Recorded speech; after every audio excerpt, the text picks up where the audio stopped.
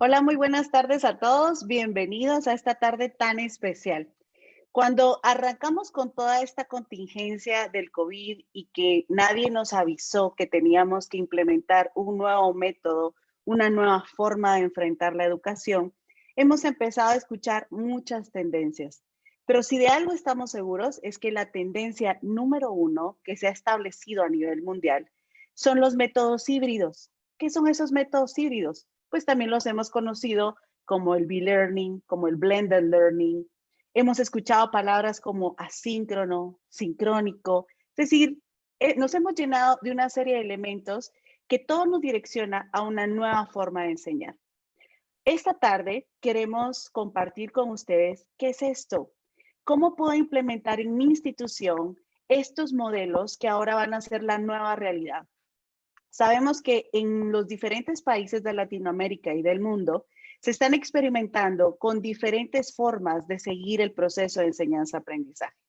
Tenemos colegios que han pensado en regresar a la presencialidad, pero teniendo el distanciamiento social dentro de sus instituciones. Esto requiere una cierta gama de estrategias para los docentes y para los alumnos, pero también para los padres de familia.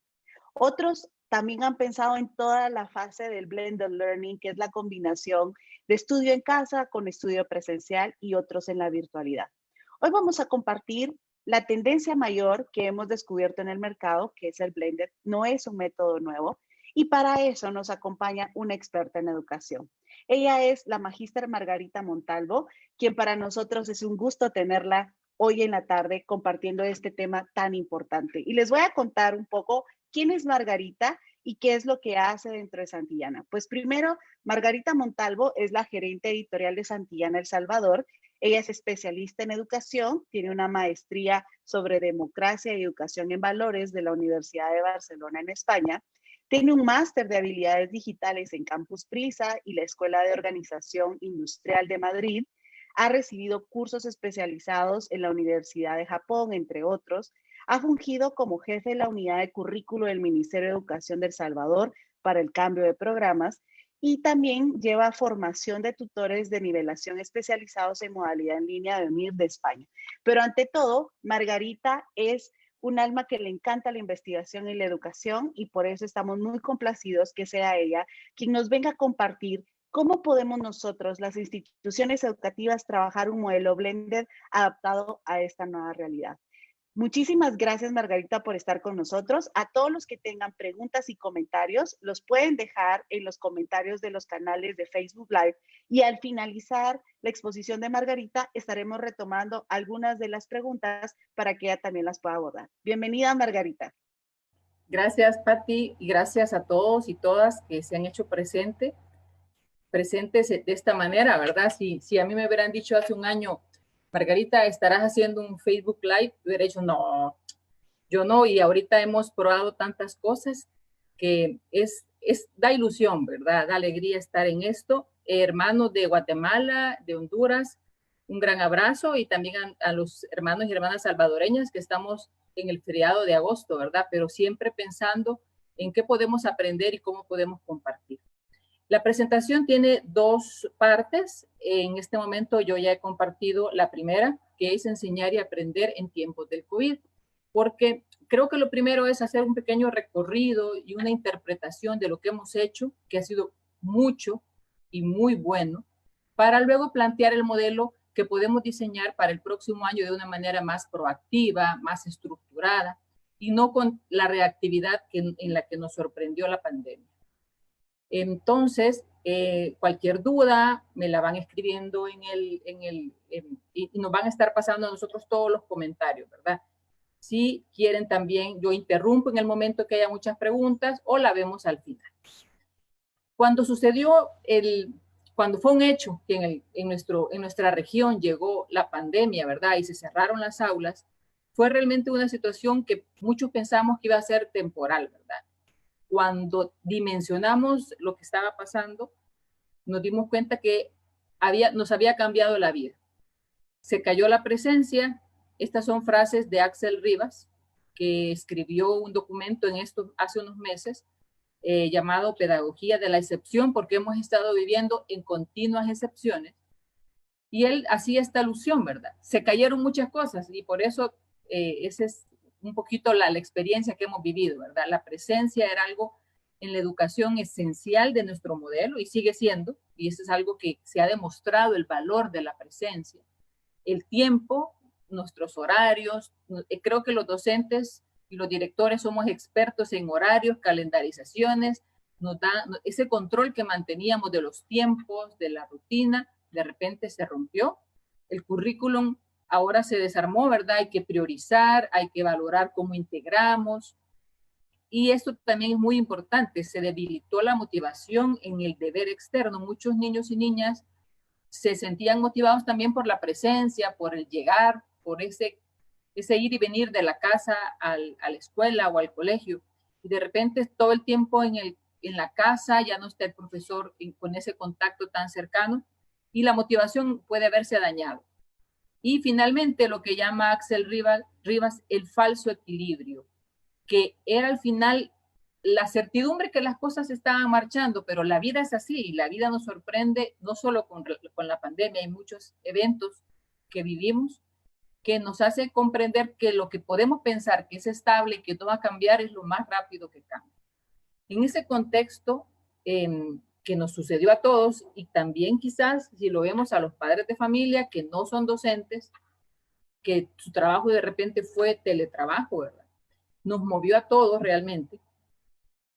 Vale la pena que nos preguntemos cómo estamos, ¿verdad? ¿Cómo estamos viviendo esta experiencia? Yo voy a compartir ahorita una pregunta que la hice en otro evento de formación para que por favor los que quieran y puedan me la contestan en el Facebook. ¿Qué situación ha sido más difícil para ustedes? Si hay directores, si hay directoras, coordinadores, docentes, padres de familia, en estos meses, de esas tres, ¿cuál es la que consideran ustedes? Y aquí estoy viendo yo el Facebook también, que ha sido la más difícil de enfrentar. La sobrecarga de trabajo, porque de repente se nos unió la carga del trabajo del hogar, ya no había un horario para salir a trabajar.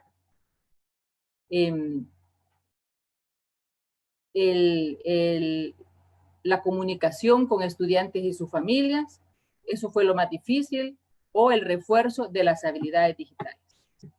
Quiero ver si ya me están contestando algunos participantes. Excelente. Ahorita, por tiempo, voy a mostrarles la respuesta que me dieron en otra oportunidad. Lo que decían un grupo de profesores con el que estuve hace como una semana era que la parte más complicada fue la comunicación con alumnos y sus familias. Pero también, si se fijan, las habilidades digitales están cerca y la sobrecarga de trabajo. Es decir, que entre las tres no hay una diferencia tan grande, pero sí es notorio el peso o la complejidad que nos dio volver a conectarnos después del distanciamiento. ¿En qué actividad invierto más tiempo? Pensemos como profesor, profesora, de estas cuatro, ¿en qué actividad trabajamos más horas? Puede ser que no sea la más difícil, pero que nos lleva más tiempo. La planificación de actividades y evaluaciones, la selección de recursos, la revisión de tareas y la calificación y el refuerzo. Aquí estoy viendo a Aria Galena, la sobrecarga de trabajo, decía en la anterior. Esto como el refuerzo de habilidades digitales, dice Angie Ayala Cornejo, ¿verdad? Gracias por sus participaciones. Todo esto después lo vamos a captar porque si nos interesa saber cómo lo estamos viviendo. Creo que hablar del futuro está bien, pero también dimensionar lo que estamos viviendo. Entonces vemos acá que en el refuerzo y retroalimentación invierte más tiempo también, dice aquí otra compañera. ¿Qué nos dijeron en ese encuentro? Este encuentro fue el mismo que les decía, ahí está Mentimeter, fue la herramienta que ocupé en su momento, y en lo que más invertían tiempo los profesores era en la revisión y la calificación. El 52% nos dijo eso. El 24% en la planificación de actividades y evaluaciones, el 14% en la selección de recursos y el 10% invertía más tiempo en el refuerzo o retroalimentación. Y esto no es para que lo juzguemos que es bueno o malo, es así, porque no siempre invertimos el tiempo en lo más estratégico. Y nos pasa a todos en el trabajo que pasamos horas en algo y decimos, lo más importante ya no me queda tiempo y lo hago con menos disponibilidad de horas, ¿verdad? Esa fue la experiencia y nos llamó la atención y es muy lógico que la revisión y la calificación, que de por sí en el otro, cuando era presencial, igual invertíamos muchas horas, es en lo que estamos invirtiendo también actualmente. Ya pues, la siguiente pregunta ya aparecerá pronto en la pantalla de ustedes. ¿Qué debo propiciar más en mis estudiantes? Yo sé que hay muchas habilidades, pero aquí les propongo que pensemos en 4. La motivación y el interés, la autonomía, la responsabilidad o la colaboración. ¿Qué es lo que más en este momento yo, maestro, yo director, coordinador, tengo que enfocar en trabajar más?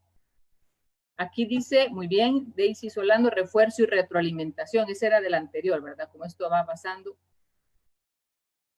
Estoy viendo algunas interesantes sus participaciones. Gracias, Ángel Luna, por aportarnos. Con relación a esta pregunta, para ustedes, ¿qué es lo que más en este momento urge trabajar, potenciar en nuestros estudiantes? Y aquí hay 4 opciones. Vamos a ver cuáles son sus... Aquí dice Marce, motivación e interés. Margarita Torres, autonomía. Saludes, Margarita, Marce. Sandra Carolina nos dice autonomía. David dice motivación e interés. Responsabilidad, dice Gris Romero. Saludos también, Sonia Líbano, motivación e interés. Gracias, de verdad que es muy valioso y me ilusiona tanto ver cómo en estas plataformas, los que somos más de 40, ¿verdad? Vemos que la interacción es posible, ¿verdad? En las diferentes plataformas y de verdad es importante contar con sus opiniones. Ahora les voy a mostrar lo que dijeron en ese taller como una especie de conclusión. De las 4 cosas que yo les proponía, ¿qué dijeron que era lo más importante para trabajar en este momento? Y la habilidad que más mencionaron fue la motivación y el interés. Y eso me llamó la atención porque este mismo cuestionario yo lo hice en otro evento con otro grupo de profesores y fue exactamente igual. Y también coincidieron en que lo que más está costando ahorita es motivarlos. Y miren que Axel Rivas lo decía, se cayó la motivación en el deber externo. Entonces, de repente, ya no están las mismas razones para esforzarnos. Estoy hablando de los niños, de las niñas y los adolescentes, ¿verdad? Ojo que tampoco es menos importante la autonomía y la responsabilidad, pero es eso, ¿verdad? Quizás presencialmente era como más sencillo por esa vinculación emocional, porque la misma aula de clases con su clima generaba esa emoción, ¿verdad? Para poder hablar de Shakespeare o de hablar de la cuadrática, no sé, y generar esa motivación, pero a distancia ahora tenemos que buscar una nueva forma o incrementar, ¿verdad? Agregar nuevos formatos. Con estas pequeñas preguntas, yo lo que quiero decirles es que hemos asumido esta situación con éxito. Es cierto que hay muchos retos, pero la lectura que hemos hecho en Santillana por diferentes medios, lo que nos muestra es que lo hemos hecho muy bien. Ha sido un momento difícil de improvisar, de cometer errores, de rectificar, pero el año escolar no se ha afectado. Entonces, agradezco mucho su participación. Ahorita vuelvo a la presentación y solo recapitular que los retos quizás han sido muchos, retos personales que cada quien lleva, ¿verdad? Alguna persona enferma, algún problema con algún niño en especial, ¿verdad? Que puede tener dificultad porque los papás trabajan, por ejemplo, en medicina, los dos, ¿verdad? Como sea, hemos enfrentado muy bien la sobrecarga de trabajo, este sentimiento de estar abrumado de las familias y la falta de conectividad y dispositivos. Y de esta situación, ¿qué podemos sacar de conclusiones? Hemos utilizado estrategias que son elementales, que a veces olvidamos, ¿verdad? Pero lo hemos hecho. Hemos creado nuevos caminos pedagógicos. Y cuando hablamos de nuevos caminos pedagógicos, son todas las soluciones que hemos tomado a la par de nuestros directores, de nuestros coordinadores, y con apoyo y coordinación con las familias. ¿Esto qué significó? Hemos tenido que aplicar el sentido común en lo que hacemos. Nos teníamos que dar cuenta que la cantidad de tareas no podía ser igual si estaban en la casa. Un tema de no se han conectado, ¿qué es lo que tenemos que hacer? Pues buscar otros medios como el WhatsApp, ¿verdad? Que nunca hubiéramos imaginado. Además del sentido común, hemos hecho algo importante y es transmitir la seguridad y el sentido de éxito. Creo que esto, que es muy emocional, es importante. En este momento, siempre el niño, la familia sabía que el colegio iba a resolver, que íbamos a buscar los mecanismos, los medios de atender a nuestros estudiantes. Y este sentido de éxito y de seguridad es el que tenemos que estructurar para el comienzo del otro año. Ya no de forma reactiva, sino ya de forma planificada. Finalmente, también pensar de manera flexible e innovador. Yo hablaba con una directora que me decía que da clases en, creo que es primaria, que a las 5 de la tarde da ciertas clases porque es la hora que los papás regresan y pueden estar con el niño ayudándole con el equipo. Esa es una flexibilidad. Ahora, incluso el director con sus profesores y esa cadena, ¿verdad? Todos los que estamos en esto, tenemos que ser flexibles y saber cómo manejar un nuevo horario que ya no se puede estructurar como el que teníamos. De estos nuevos caminos, quiero comentar 3 ideas que me parece que pueden resumir de manera muy general la experiencia y que son lecciones que tenemos que retomar para el próximo año, para estructurar lo nuevo. Porque lo que hemos hecho sirve, no tenemos que dejarlo a un lado, sino que es la experiencia con la que contamos. Lo primero es que nos volvimos a conectar. Y ese es un principio. En este caso hicimos, bueno, WhatsApp, Zoom. Yo creo que somos expertos en diferentes herramientas. Y nunca hubiéramos imaginado tanto profesor haciendo sus videos, sus webinars. No tenemos que olvidar eso. Para el próximo año, fortalecer la conexión. ¿Cuál va a ser el mecanismo? ¿Cuáles serán las herramientas? Ese es un principio básico. El segundo, hemos priorizado y creado nuevas rutinas. Teníamos que priorizar, y eso lo decíamos, y cuando hablamos de rutina es que la secuencia didáctica, las planificaciones de los maestros no las podíamos trasladar al padre de familia, a la madre de familia, porque nosotros tenemos nuestra estructura pedagógica, nuestras secuencias didácticas como docentes, pero el papá no quiere saber de eso. Él a veces necesita saber qué va a hacer mi niño y cómo le debo ayudar. Es así como hemos tenido que formar o crear nuevos formatos con comunicaciones más simples, más directas. Quiero compartirles en este momento es una página que tenemos a nivel CAN. La dirección la pueden compartir mis compañeros que me están apoyando en la página de Facebook, que es el catálogo.santillana.com. .hn si es Honduras, GT si es Guatemala y SB si es El Salvador. Ahorita lo tienen ustedes en pantalla. Aquí hay recursos gratuitos y si pueden ver aquí con los núcleos de aprendizaje, lo que estoy mostrando ahorita, esto es de Honduras, es que todos estos materiales ya están disponibles en El Salvador, en Guatemala y en Honduras para que puedan ustedes descargar materiales para enviar como tarea. Estos materiales tienen como respaldo estas nuevas rutinas, estas secuencias simples para que el padre de familia, la madre de familia apoye a los niños. Entonces, en el punto 2, nosotros ya vimos esa experiencia y les digo, reaccionamos en Santillana Global y en la región que estamos acá, y dijimos, ¿qué necesitan los docentes? ¿Qué necesitan los padres de familia? Y generamos esos núcleos que los invito a que en otro momento los exploren. Hay recursos muy interesantes y son sencillos, porque a veces lo que se necesita es sencillez, pensando en que no tengan que imprimirse, pensando en que correspondan al currículo, etc. Y el tercer punto, el tercer cuadro donde ustedes pueden ver una niña de suéter rojo que sobresale de los demás, y es que comenzamos a particularizar. Yo siempre he dicho cuando he estado con docentes y ahorita me da una gran alegría, de verdad, porque pasamos, yo casi no salgo, de verdad que me tomo muy en serio esto de la cuarentena y del distanciamiento y saber que en este momento, por la magia de la tecnología, estamos en esta comunicación. Siempre he dicho que el paraíso del maestro es una clase donde todos aprenden al mismo tiempo, de la misma forma y con la misma explicación. Sin embargo, eso no existe. Siempre en la clase nos ha tocado adaptarnos a que los niños necesitan otra explicación adicional, otro formato, más tiempo, mientras que hay unos que van muy veloces. Esta diferencia entre los niños y niñas se ha acentuado ahora. Y en este caso, las diferencias son más grandes. Niños y niñas que tienen familias con la oportunidad de apoyar más, están superando las ventajas, está haciendo mayor la brecha con niños y niñas que no tienen ahora un adulto que disponga de tiempo, oportunidad de apoyarles. Eso significa que como docentes tenemos que comenzar a particularizar.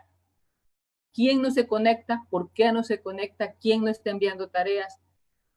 Los indicios que tengamos y tendremos que tomar medidas diferentes. Si tomábamos medidas diferentes en presencia, ¿cómo no vamos a hacerlo ahora que estamos a la distancia, ¿verdad? Porque los profesores son maravillosos para detectar cuando un niño tiene un problema.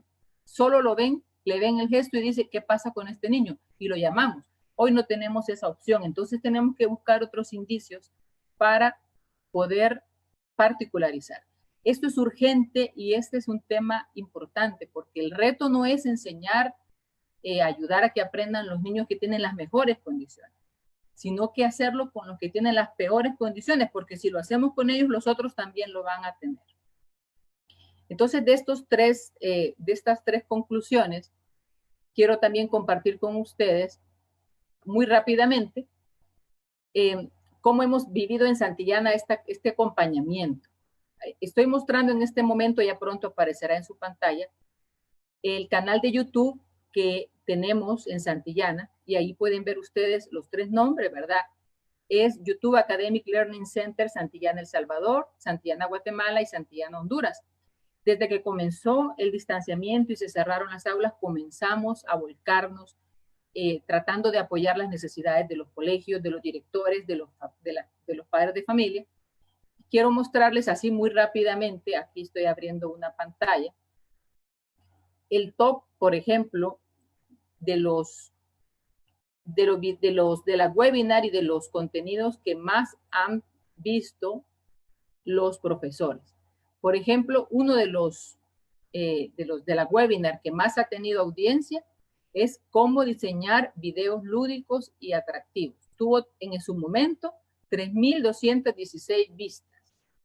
Otro que fue súper popular es cómo impartir una clase en línea, online.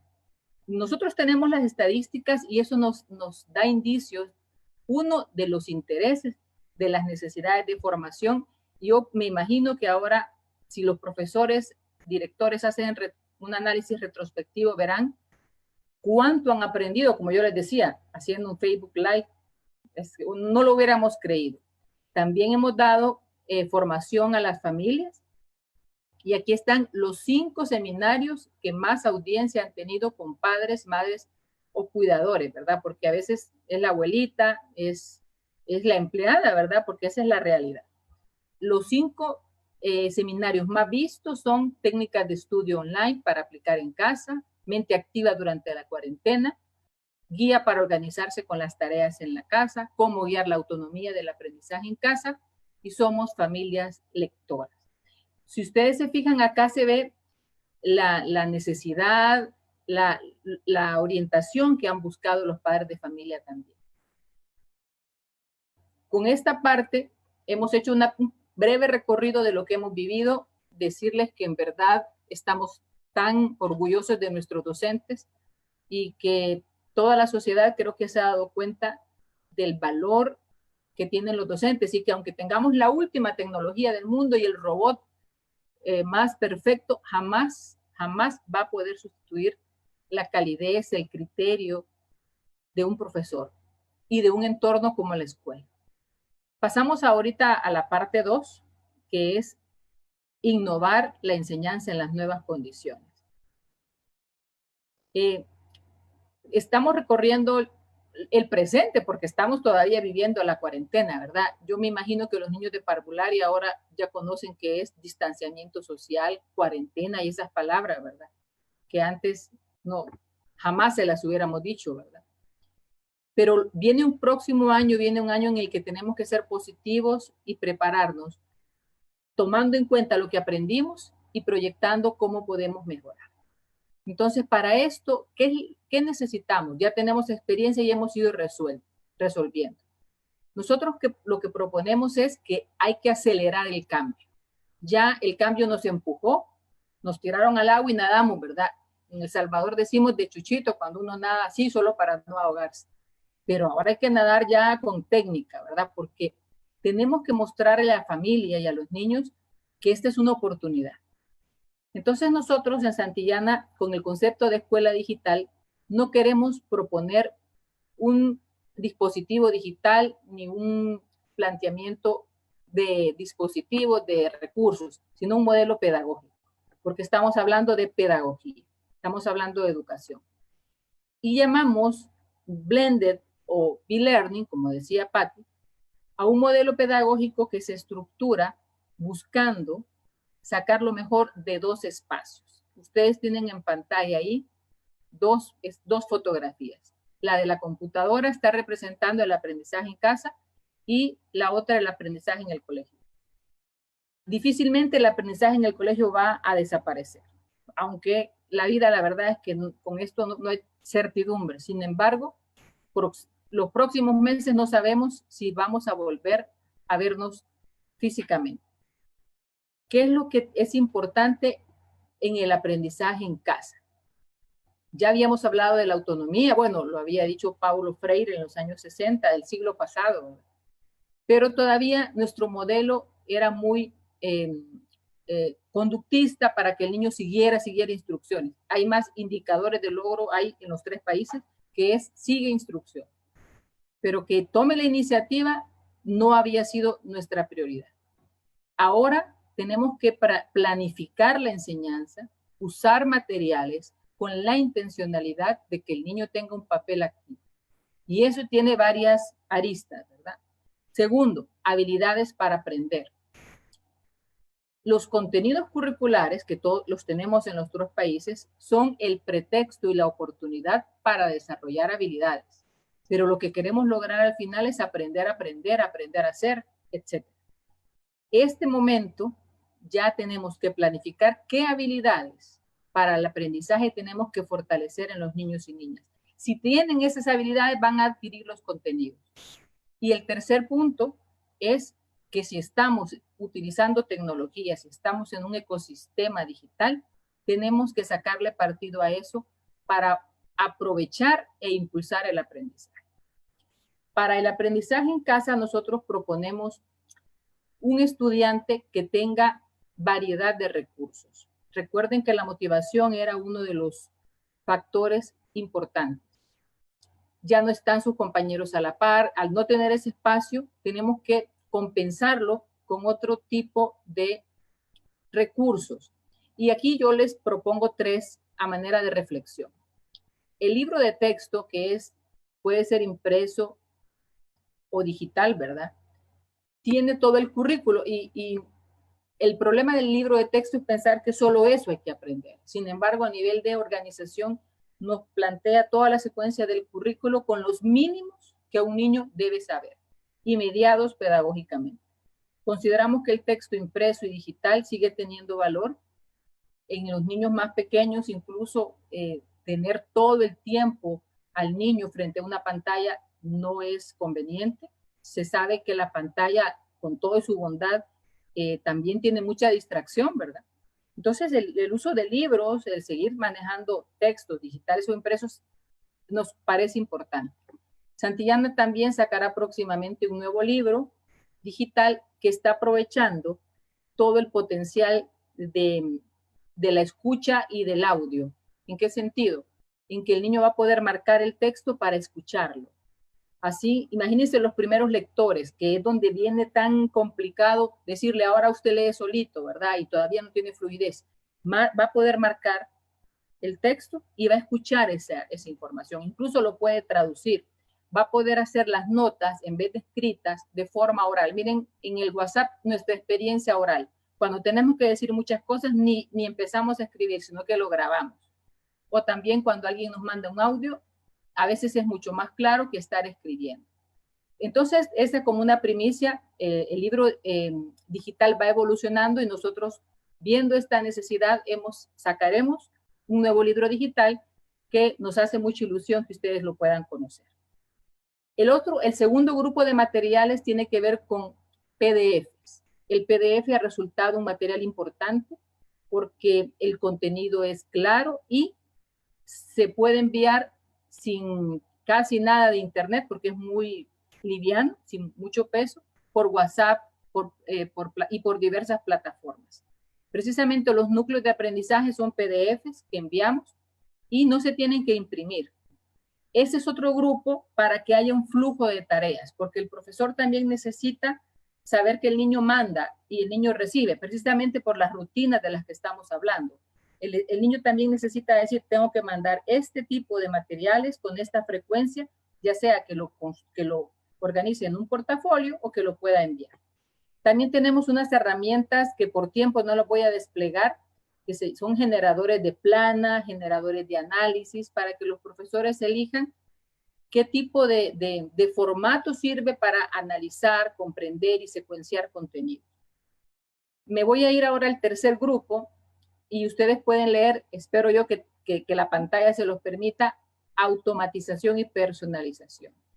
Porque pongo sobre la mesa, sobre la pantalla, ¿verdad?, un problema. Entre más trabajo le dejemos al estudiante, más trabajo tenemos que calificar. Todo aquello que no revisemos, no tenemos garantías y tampoco el niño tiene motivación de hacer algo cuando no va a verle su trabajo. Por lo tanto, el profesor, para que no muera en el intento, como decimos acá, para que no se agobie demasiado, necesita herramientas que le automaticen la calificación y que le den datos. Es demasiado la cantidad de información que es importante conocer para que la saquemos a pie. Entonces nosotros hemos trabajado 3 materiales, lo voy a mostrar sumamente rápido, tengo que volver porque se me desconectan con el tiempo, que tienen el valor de la interactividad. Estos materiales que están en Honduras, Guatemala y El Salvador, le llamamos libro web, tienen 2 características. Uno, cuando un niño trabaja con ellos y puede responder, el material interactivo le dice si lo hizo bien o lo hizo mal. Aquí estamos viendo un material de matemáticas que tenemos en los 3 países. De manera muy aleatoria lo tuve bien, pero si me hubiera equivocado, pues me hubiera dado también una retroalimentación. Por ejemplo, aquí me equivoco, yo sé que me equivoqué. Trabajando el niño solo, necesita materiales que en el momento le den una retroalimentación. Y más allá de esa retroalimentación, estos materiales deben generarle al profesor un dato en un dashboard. Tienen que darle, Juanito hizo todas las actividades y se equivocó en esto. ¿Y saben qué? Nuestras actividades están por indicador de logro, porque más que saber si hizo o no hizo la actividad, la pregunta que debemos contestarnos es qué ha aprendido, qué le falta aprender y qué necesita de apoyo. El reto del trabajo personal es ese. Si nosotros no aprovechamos los recursos tecnológicos para ser eficientes y para personalizar, creo que va a ser muy difícil mantener esa motivación y lograr que el estudiante se sienta acompañado. Y el docente, calificando eso a pie, va a pasar lo que vimos en aquel diagrama, ¿verdad? Que el tiempo lo invierte en eso y no puede mover sus ojos y buscar otras opciones, como el refuerzo. También necesitamos plataformas que nos permitan conectarnos con los padres de familia y con los niños de otra manera. Aquí muy rápidamente, porque ya me queda poco tiempo, pues les muestro, nuestra plataforma tiene, además de todo, el chat, la opción offline, la opción multidispositivo, porque esas son cosas que tenemos que ir checando, ¿verdad? No todas las familias tienen una computadora para todos los hijos. Algunos niños van a tener que trabajar en el teléfono. Cuando pensemos en proyectar el próximo año, cuál va a ser en nuestra oferta, sería interesante que ahorita hiciéramos como una pequeña encuesta, ¿verdad? A los padres de familia y sepamos la conectividad, el horario que tienen para apoyar a los hijos, cuántos dispositivos tienen, porque entonces nosotros no podríamos asumir que todos los niños van a poder tener acceso a la computadora todos los días, todo el tiempo. Entonces, nuestras plataformas y nuestros materiales son responsivos, es decir, que funcionan en cualquier dispositivo y tienen la opción offline, porque también en nuestros países el tema de conectividad sigue siendo complicado. Esto sería como muy rápidamente en cuanto al aprendizaje en casa. Si ustedes se fijan, estamos hablando de tecnología en algunos momentos, pero no es un modelo tecnológico, es un modelo pedagógico, porque estamos diciendo tecnología para qué, qué uso le tenemos que dar y qué beneficio vamos a lograr. Y ahora otra pregunta, cuando regresemos, primero Dios, que sea la vacuna o que pase cualquier situación que nos ayude a vencer esto que tiene que suceder, tenemos que volver a encontrarnos. ¿Creen ustedes que las clases van a ser iguales y vamos a poder regresar al mismo ritmo, al mismo estilo y a las mismas secuencias?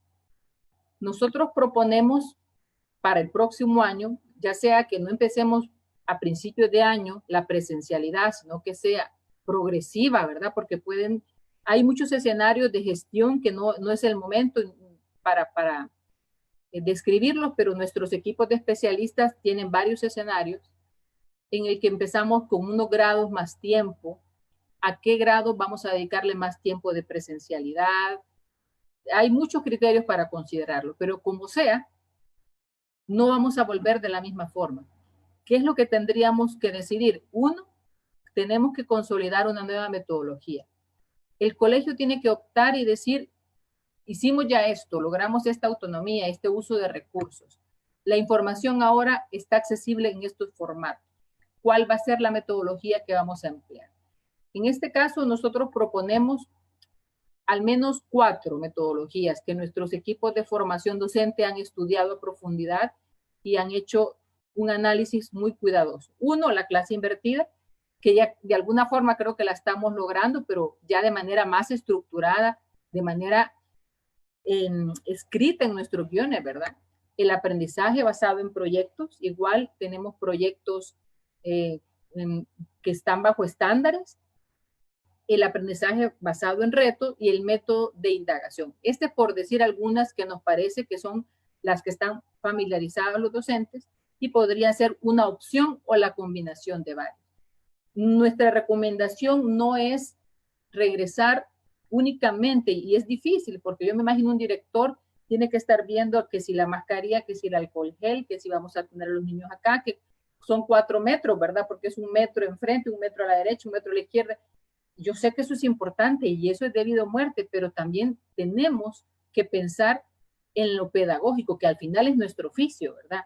Entonces proponemos un planteamiento metodológico, proponemos una conexión clara de cómo reforzamos el trabajo personal cuando tenemos nuestras sesiones presenciales y qué actividades complejas que implican producción deberían de suceder en el colegio y no en la casa. También estamos analizando formatos, ustedes pueden ver una especie de calendario chiquito, porque estamos investigando los formatos y vemos que está funcionando muy bien un modelo semanal. Por algunas razones. Por una parte, los papás necesitan el corto plazo porque le mandamos un calendario mensual y como que a veces eso abruma. Y además, la realidad esta no es una fábrica, ¿verdad? Que no podemos medir las horas, los minutos, como un modelo conductista que anda por ahí una imagen. Vamos a tener que mover una fecha, mover un contenido. Entonces, la planificación semanal es un buen elemento porque no tenemos que mover todo un mes. también pensar, y el formato que usamos de nuestra planificación no les sirve a las familias. Estamos también nosotros ya proponiendo unos formatos para que el profesor, la profesora, diseñe su clase y pueda después extrapolar lo que al papá o al niño necesita, porque recordemos que los niños llegaban y se sentaban en el aula a esperar qué me va a decir mi profesor, pero en la casa el niño debe saber qué voy a hacer yo. Entonces hay que pensar en nuevos formatos y la verdad es que hay muchas ideas interesantes que quizás en otro taller pudiéramos trabajar para que vayamos pensando formatos funcionales, porque la planificación no debe de agobiar al docente. Ojo, uno no planifica para demostrar que ha trabajado. Si a mí me piden mi planificación para que demuestre que he trabajado, se pervierte el objetivo, se pierde el objetivo y yo lleno papeles con ese dolor de que no es funcional. Busquemos formatos funcionales, hagamos un pacto de fe también, ¿verdad? Claro que todo lleva un control, hay que buscar indicadores. Y cuando tenemos data, cuando el director tiene data de lo que el profesor hace, de cuántas veces se conecta, de cuánto hacen los niños, no necesita hacer que la planificación se convierta en un método de control. Y hablando de eso, hablando de data, creo que la reina ahorita, ¿verdad? Que tiene que brillar más que nunca es ahora la evaluación. La evaluación, y eso todos los maestros y maestras que estamos conectados acá cuando estudiamos, ¿verdad? Algunos hace poquito y otros hace mucho, nos aprendimos que la evaluación es parte importante del proceso, integrante del proceso de enseñanza-aprendizaje. Pero en la vida, el único número que nos piden es la nota. En la vida diaria, con tanta actividad, y eso es comprensible, la evaluación diagnóstica muchas veces la hacíamos, pero teníamos ya que empezar a impartir las clases, no teníamos tiempo de cambiar nuestra planificación. Este momento sin evaluación no va a funcionar por el distanciamiento social. Y la evaluación diagnóstica, nosotros proponemos que debería de evaluar dos tipos de cosas. La evaluación no puede evaluar solo contenidos, sí lo debe evaluar. Y por eso nosotros tenemos una plataforma que se llama Pleno con evaluaciones diagnósticas que evalúan los contenidos prioritarios del año anterior, pero eso no es suficiente. Recordemos algo, lo que llamamos atención a la diversidad, lo que hace que un niño aprenda más lento, más despacio, más rápido, o que en su momento no aprenda algo, tiene que ver con tres condiciones. Su estilo de aprendizaje, su ritmo de aprendizaje, y esas cosas no depende de que tenga o no el contenido, depende de las habilidades para aprender. Y el tercero es, estoy viendo el Facebook y no la pantalla, el tercero es los saberes previos. Repito, son tres condiciones las que necesita un niño o la que hace diferente que un niño aprenda más rápido. Y esas condiciones obviamente vienen de su contexto y vienen de otros elementos que no voy a ahorita mencionar. Saberes previos, ritmo de aprendizaje y estilo de aprendizaje. Por lo tanto, una evaluación diagnóstica no puede ser solo de saberes previos, sobre todo ahora que vamos a intencionalmente diseñar una estrategia en la que estudie en su casa. Si un niño no tiene comprensión lectora, si no tiene desarrollada la comprensión lectora, lo podemos mandar a un posible fracaso. Y recordemos lo difícil que es cuando ya ha experimentado el fracaso, recuperar la confianza.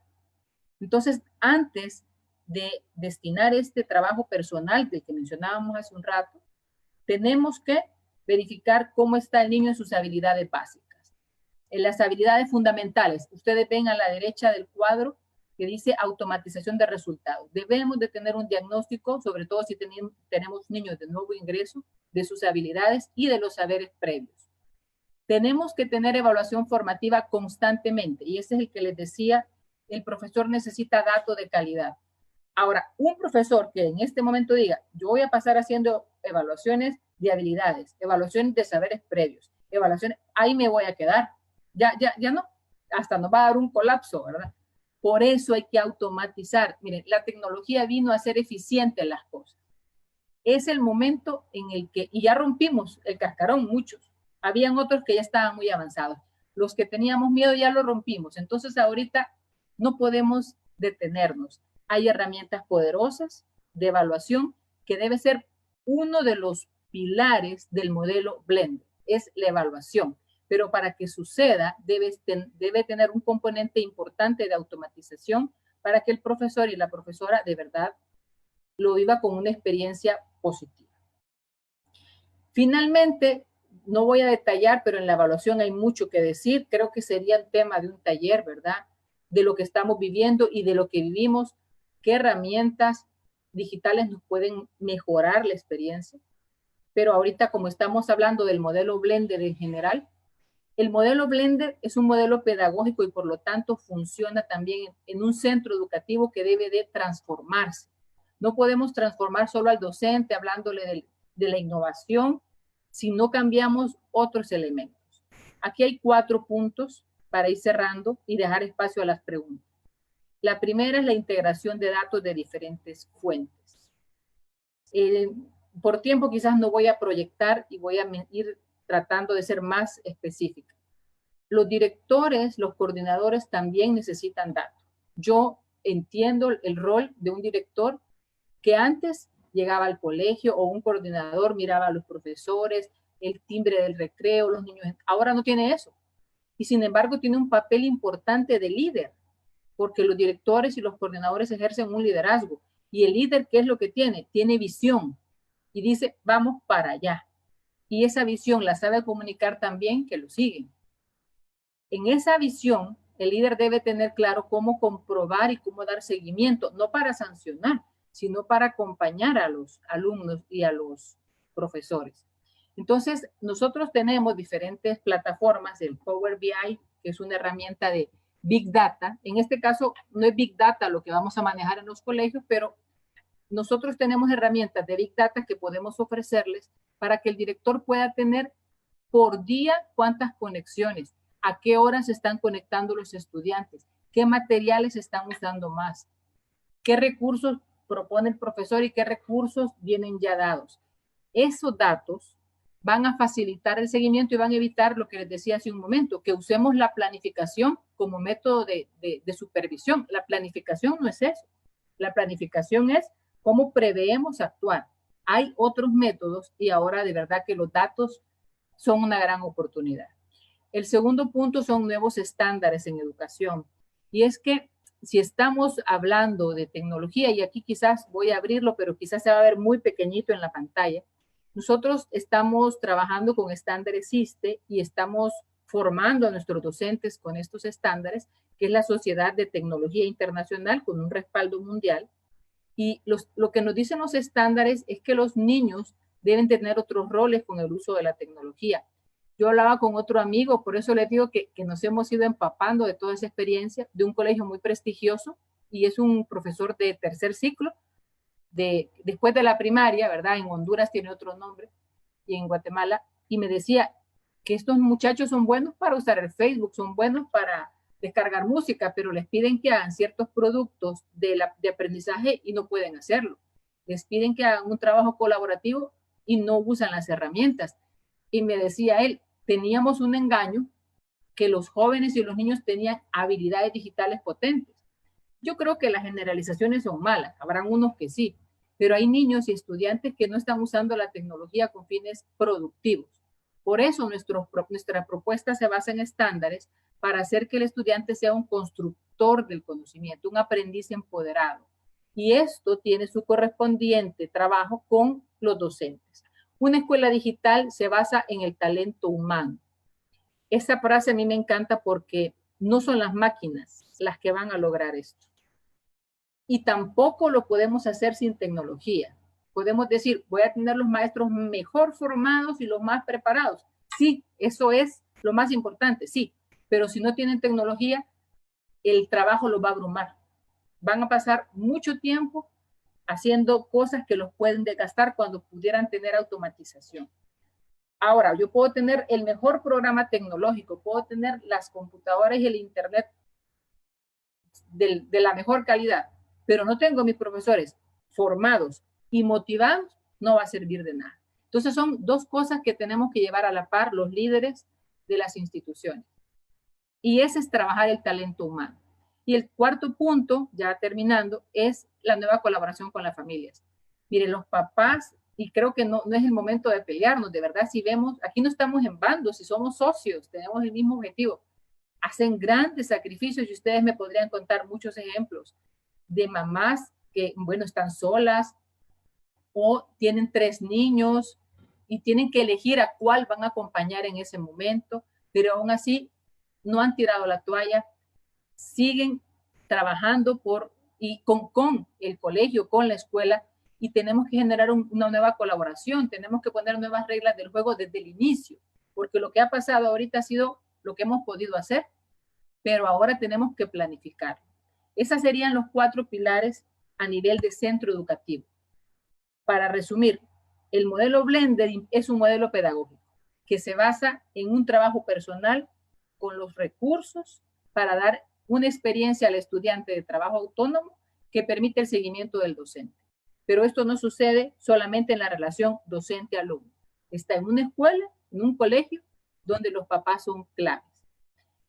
Y ya estamos anotando sus preguntas y ya me van a decir las preguntas. Ahorita estoy ya por finalizar. Quiero decirles que esta mañana vi una noticia que me llamó mucho la atención. Aquí está, tomé una captura de pantalla del periódico El País y menciona lo que dice el secretario general de la ONU. Esta noticia, entre otras cosas, dice que esta es la mayor disrupción que ha sufrido nuestra educación. Y eso nos debería de entusiasmar mucho. El secretario dice que vivimos un momento decisivo para los niños y los jóvenes de todo el mundo y que las decisiones que los gobiernos y los asociados tomen ahora tendrán un efecto duradero en cientos de millones de jóvenes y en las perspectivas de desarrollo de los países. Y en los socios estamos todos. Lo que vamos a hacer ahora va a ser un antes y un después. Vendrán nuevas generaciones y los maestros que vivimos esto, vamos a decir, cuando, antes del COVID y después del COVID. Y hay un dato que no puse por espacio, que dice también el secretario de la ONU, dice que ojo con la parvularia, es la más vulnerable porque podemos decir, yo para qué voy a mandar al niño a la parvularia si aquí me toca, ¿verdad? Es un natural. Pero él dice que es el nivel donde se puede disminuir la diferencia, la brecha que tienen los niños para superar cualquier dificultad. No podemos renunciar a la escuela en la parvularia. Y es una gran tentación, sobre todo en algunos países por el tema económico. Pero él insiste en que eso va a tener una consecuencia bien seria en los siguientes niveles. Así que ánimo por el nivel de preescolar, de parvularia. No es un nivel que sea cualquiera, ¿verdad? Que no, entonces como no estamos llegando, hay que luchar para hacer entender que lo que la maestra de parvularia hace es crucial y es algo tan científico como lo que hace un profesor de matemáticas. Con esto ya me estoy despidiendo, de verdad quiero terminar con esta idea. Nosotros tenemos que buscar sostenibilidad, pensar en que no estamos haciendo para la pandemia el colegio. Para la pandemia vamos a tener que poner el operativo de alcohol gel y esas cosas que yo ya me escapaba a caer en varios en la alfombra, ¿verdad? Tenemos que hacer eso, pero más allá, en un colegio, la visión es transformar las prácticas para lograr la escuela que queremos. No debemos de perder eso y cuando hablamos de un modelo blended, estamos hablando de esa reflexión. De verdad que ha sido tan agradable estar con ustedes. Quisiera ahorita, por tiempo, que pasemos a las preguntas. Vamos a ver ahorita en el chat qué preguntas hay. Muchas gracias, Margarita. Gracias, Margarita. Creo que ha sido, bueno, en realidad tenemos muy corto tiempo para poder hablar de qué es el blended. Tenemos algunas preguntas. Lo primero, Margarita, y es que tú decías, ya para cerrar como un resumen, que el blended es un modelo pedagógico y esto es lo que hay que entender, ¿verdad? Porque habían muchos comentarios en el chat sobre dónde puedo conseguir libros digitales o dónde puedo descargar catálogos. Es decir, si bien los recursos son valiosos e importantes porque lo que hace es que nos ayuda a tener más tiempo para ver la gestión escolar, en realidad aquí estamos hablando de un método que está muy bien estructurado. Entonces, retomar nuevamente solo para hacer bien el cierre, Margarita, Si un docente me pregunta, ¿cómo puedo implementar el B-Learning en mi colegio, en mi institución? ¿Qué le podemos decir concretamente para que empiece a pensar en esta nueva forma de educar? Perfecto. Yo creo que las categorías las tenemos. Planificación siempre la tenemos que hacer. Solo que la planificación ya no debe de ser lo que yo voy a hacer en clase. Generalmente el profesor se ha esforzado mucho por saber qué va a hacer el docente y le voy a llevar aquí, lo voy a hacer esto. Ahora es qué va a hacer el niño. Es que es un cambio de paradigma y son esas cosas que a veces uno no logra ver, que el cambio es tan profundo que a veces no parece. En planificación, y eso incluye metodologías. La metodología es clave porque es otra interacción con un niño que está teniendo otra experiencia. Son niños que no van a llegar a preguntar, ¿es con rojo, profe? Y lo subrayo, profe. Bueno, en mi época sí era, ¿verdad? Repita, profe, y uno dicta. Eso ya no, eso no va. Yo no digo que no hagamos un dictado por un efecto de trabajar algún tipo de habilidad motriz o de lenguaje del código, ¿verdad? Pero esas prácticas ya no tienen cabida. Planificación que implica metodología y evaluación. ¿La evaluación de qué? No si ya di el contenido, no si sacó 5. La evaluación de las habilidades y de los aprendizajes. Y esto no pasa, la metodología y la evaluación necesita recursos tecnológicos y necesita recursos que permiten automatizar, que permitan una experiencia de calidad, de interactividad para el niño.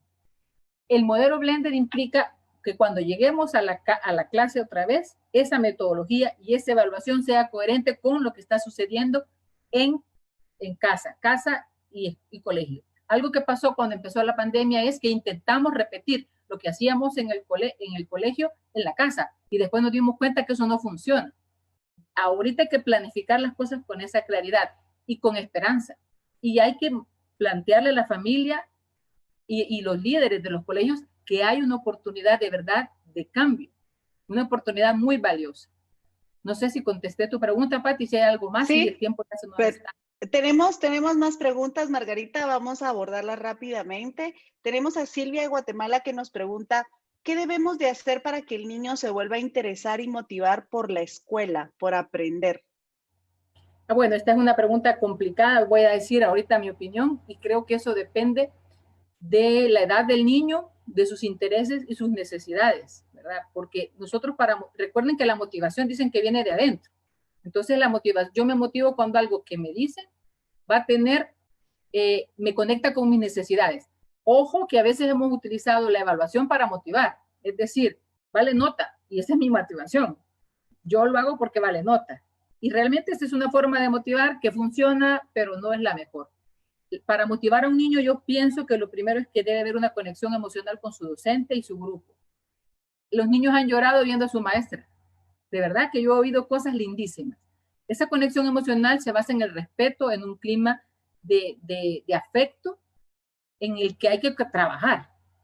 Cuando yo confío en los estudiantes, hay estudios que dicen que aquellos profesores que tienen altas expectativas en sus estudiantes son los que sacan mejores resultados. Y hay unos experimentos preciosos de que a los profesores les han dicho, mire, este grupo de niños son genios. Y el profesor trabaja con ellos y sacan notas altísimas, pero era la expectativa del profesor. Cada niño es único, yo no puedo dar una receta, pero yo lo resumiría así. Una buena comunicación, conocer sus necesidades, conocer sus intereses, conectarnos con ellos y ser transparente, ¿verdad? Creo que ya los niños, después de esta experiencia, también van a ser diferentes. Los de parvularia ya encienden y apagan el micrófono para participar, niños de 5 años. Totalmente, Margarita. Darwin Iglesias de Guatemala también nos pregunta, ¿cuál es el tiempo recomendado para que los estudiantes estén trabajando ante una pantalla en los distintos niveles? Muy buena pregunta. No podría darle números en este momento. Sin embargo, en parvularia hay un tema del cansancio, hay un tema visual. Recuerdo que hace unos años leíamos de eso, que no podemos pasar solo en pantallas. Creo que en este momento la sociedad en general solo es pantalla, ¿verdad? Y todos andamos del teléfono a la computadora. No tengo de verdad un dato del tiempo. Yo creo que lo que tenemos que hacer es aprender a alternar en diferentes actividades y también en pasar a la vida real, a volver a tocar el libro también, o hacer conversaciones. En este momento del distanciamiento creo que no podemos alejarnos de las pantallas, ¿verdad? Porque nos vemos, trabajamos por medio de ellos y también leemos. Pero esa es una tarea que nos queda al profesor que nos preguntó, de buscarle datos más exactos que tengan una base para poder compartirlo. Muy, muy interesante la pregunta. Gracias, Margarita. Tenemos también dos preguntas más de Lynn que pregunta, ¿cómo dosificar los contenidos programáticos en este tiempo que estamos viviendo? Y dos, ¿cómo lograr que los estudiantes se motiven a recibir clases en línea? Bien, la primera pregunta de dosificación, ahorita estamos ya cerrando el año. Creo que hemos ido seleccionando y tomando criterios. Cada asignatura funciona diferente. En el caso de matemática, que es una secuencia de algoritmos, ¿verdad? Que no me puedo saltar unas cosas. En el caso del lenguaje, que combina literatura. Entonces, creo que para hablar de integración, pues, tendríamos que hacerlo bien concreto. Lo mismo en la parvularia, que es por áreas de desarrollo. Pero creo que hay que hacer ese análisis de los contenidos, siempre teniendo claro que el contenido es el pretexto para lograr una habilidad. Y la segunda pregunta, Patti Delín, si me la repites, preguntó dos cosas. ¿Cómo lograr que los estudiantes se motiven a recibir clases en línea? Yo pienso que decimos clases en línea, pero aquí hay diferentes caminos. Hay profesores encantadores, que uno los mira y se puede quedar oyéndolo, ¿verdad? Y otros no tenemos eso. Dos cosas. Uno, no, que no sean tan largas, por favor. O sea, los niños pueden apagarse, ir a tomarse un fresco, a dar la vuelta, y después se sientan, ¿verdad? Y puede dejar ahí hablando, ¿verdad? Creo que no tenemos que dar grandes explicaciones, sino que generar interacciones. Yo tenía la emoción de hacerlo en Facebook y estaba viendo el teléfono y miraba las participaciones y me emocionaba mucho. Tenemos que siempre pensar que vamos a proyectar algo interesante, un recurso, un video, un audio, que podemos generar un foro y del foro estar participando, pedir que participen en el chat, intentar siempre que haya una participación. O si yo tengo muchos niños, yo puedo decir, tengo mi lista, ¿verdad? Voy a pedir a 5 voluntarios y digo, y todos están atentos porque me pueden preguntar. Creo que hay que buscar interacción y recursos que nos ayuden a no solo estar hablando y hablando, ¿verdad? Sino que ir proyectando algo. Perfecto, Margarita. Nos hacen una pregunta muy interesante y creo que esto es parte de la realidad de nuestras aulas. Telvi Lucero nos pregunta, ¿cómo trabajar la inclusión con este modelo? Hay docentes con alumnos con autismo, con Asperger, con problemas de atención. ¿Cómo podríamos trabajar esta nueva realidad del B-Learning para estos alumnos? Yo pienso que hay categorías que siempre hemos tenido y hay un concepto que se llama las adecuaciones curriculares. Las adecuaciones curriculares es cuando el docente decía, a este niño le voy a hacer un examen oral, porque él no puede escribir por alguna forma, de alguna manera. O hay niños que escriben maravillosamente, pero yo le pregunto algo y se queda helado. Para eso hay que tener un buen diagnóstico. Y ahí hablábamos de la evaluación diagnóstico. Yo tendría que hacer esa evaluación de las habilidades. Hay una prueba muy interesante en Logros, Patti, que habla del estilo de aprendizaje, incluso habla del screening visual, porque hay niños que hasta que llegan al colegio se dan cuenta los papás que necesitan lentes. ¿Y ahora cómo va a ser eso? Que vamos a estar así en la pantalla, ¿verdad? Entonces, creo que es la evaluación, Patti. La evaluación nos va a permitir ir valorando y vamos a tener que ir tomando decisiones. Y lo que les decía, la flexibilidad y el realismo didáctico. Tenemos que empezar a tomar esas adaptaciones y buscar esa flexibilidad para que el niño y la niña que tiene una dificultad, por decirlo así, yo no voy a trabajar con ella desde su dificultad, voy a trabajar con ella desde lo que sabe hacer. Creo que ese enfoque es muy importante. No voy a trabajar con ella desde su dificultad, sino desde lo que sabe hacer. Creo que toda esta situación, Margarita, y creo que lo has explicado muy bien, nos viene a cambiar las reglas del juego. La noticia con la que cerras realmente me hizo pensar que este es un momento histórico. Nosotros no estamos conscientes que estamos viviendo un momento histórico donde antes de noviembre era una historia y lo que estamos construyendo ahora es otra y lo que viene también. Y es el momento oportuno. Y por eso nosotros pensamos en este tema y en este enfoque, porque muchos podrán pensar, ¿verdad? Y sé que aquí como es un Facebook Live, cualquier persona puede estar conectada y puede venir a escuchar ideas y nutrirse y todo. La intención de Santillana es no solo dar ideas y dar métodos, sino proveer modelos y sistemas. De tal manera que a todos los que nos están viendo por Facebook, sí les contamos que las reglas del juego han cambiado, pero también ha cambiado la manera de enseñar. Y quien esté interesado en conocer un poco más de Santillana Compartir, B-Learning o Blended, ¿verdad? Pueden dejar su nombre, su correo electrónico de la institución y con mucho gusto nos estamos poniendo en contacto con ustedes para contarles cómo funciona todo este sistema, porque hemos hecho un análisis muy cuidadoso de cómo todos los recursos digitales, los recursos físicos, las metodologías, la parte de evaluación, cómo cuidar las habilidades, lo curricular, la inclusión, todo lo hemos mezclado de una manera muy idónea para que pueda funcionar según el modelo que cada institución vaya determinando. Nuestra intención con esto es ayudarte a ti, maestro, director, inclusive padre de familia, a entender esta nueva realidad y esta nueva forma de educar. Así es que, Margarita, muchísimas gracias por haber estado con nosotros, gracias por habernos compartido este tema tan interesante y a todos les seguimos pidiendo que se conecten a todos nuestros servicios de Facebook Live, a nuestras webinars y que estén pendientes de nuestras redes sociales, donde siempre vamos a estar compartiendo todo tipo de información para que estén actualizados. Muchísimas gracias a todos, terminamos esta transmisión y estén pendientes siempre de todo lo que viene nuevo con Santillana. Gracias, Margarita. A la orden, un gusto. Adiós a todos.